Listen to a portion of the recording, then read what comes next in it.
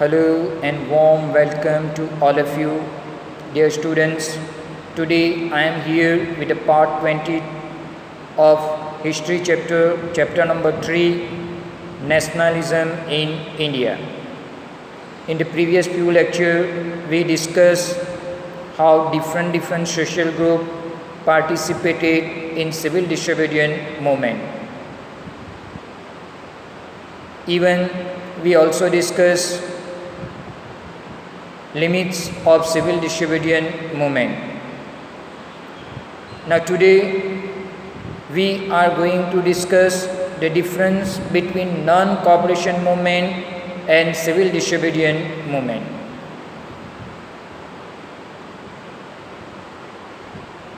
Page number 63 of your textbook. At the end of the page there is a one question: how non-cooperation movement differ with civil disobedience movement. Students, this is very important topic, even very important question for board exam point of view. So today we will discuss some points of difference between these two movements.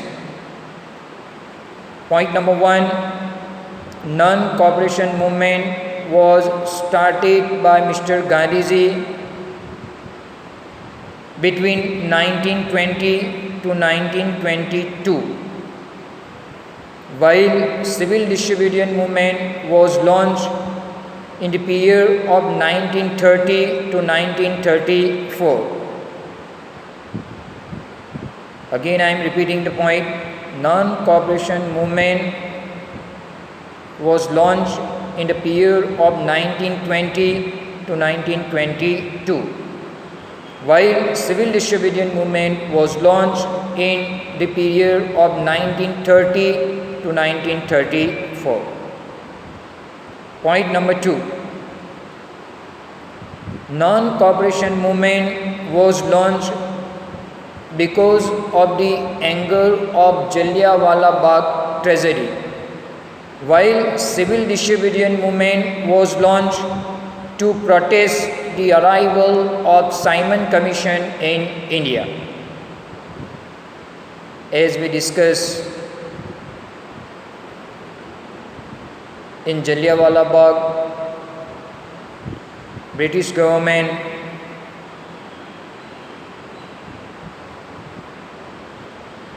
fired upon innocent people, thousands of people died. Then after Gandhiji launched non-cooperation movement to oppose the action of British government.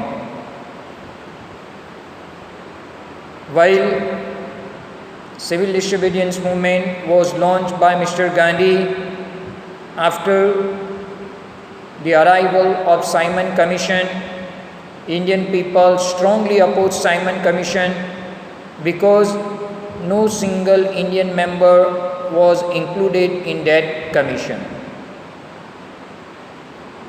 Point number 3, non-cooperation movement began with the surrender of title, boycott of British institution,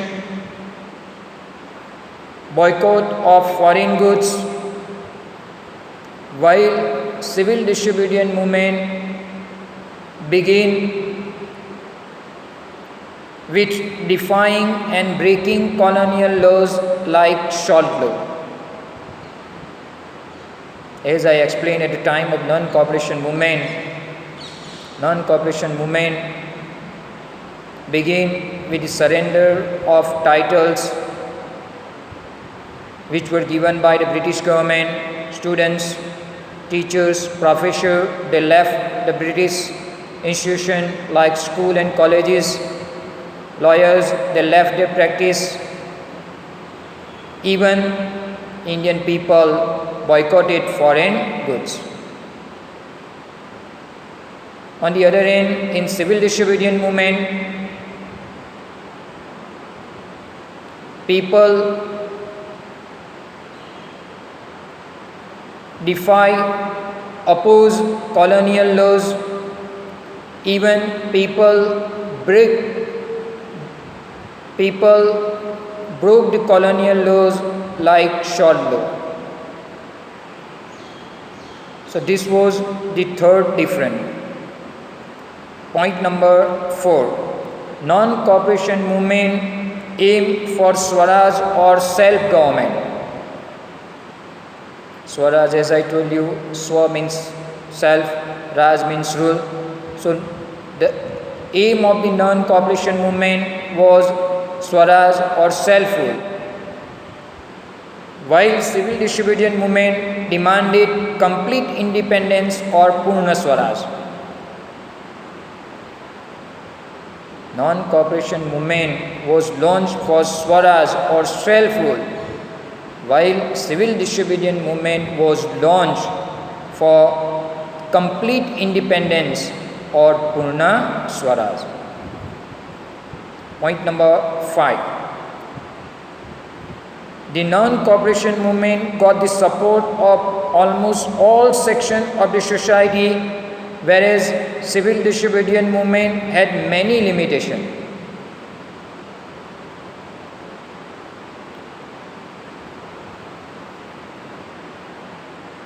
In the non-cooperation movement, we discussed that all sections of the society, all social group participated actively in non-cooperation movement. First, it was begin with the participation of middle class in town and cities, then it spread to countryside, even tribal people, they also participated, plantation worker, they also participated in non-cooperation movement. So we can say that non-cooperation movement got the support of all the sections of the society. On the other hand, in civil disobedience movement, different social group participated, but this movement had some limits because the Dalits, Muslims, even industrial worker, they had limited participation. Even we can say businessmen, they also had limited participation in civil disobedience movement.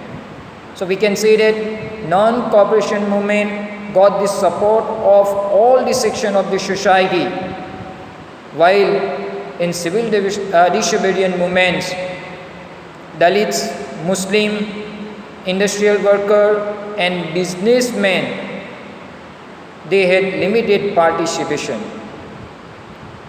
So these are the points of difference between non-cooperation movement and civil disobedience movement.